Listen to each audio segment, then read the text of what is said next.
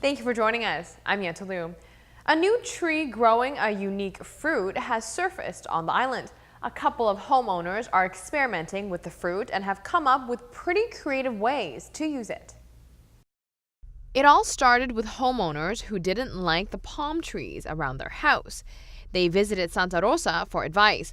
The Agriculture Center recommended a specific tree. And after 7 years of planting the seeds, the tree started growing a specific fruit. A fruit that is red on the outside with beans inside.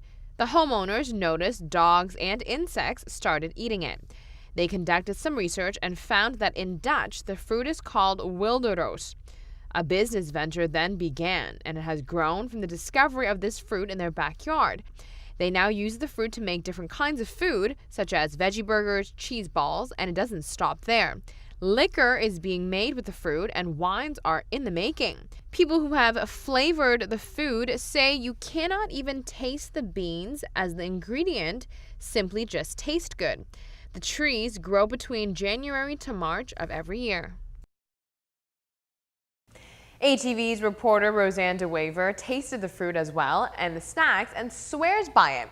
And if you'd like to see the fruit or get a taste of it, you can do so by visiting their corner called Dabaru at the Caribbean Festival.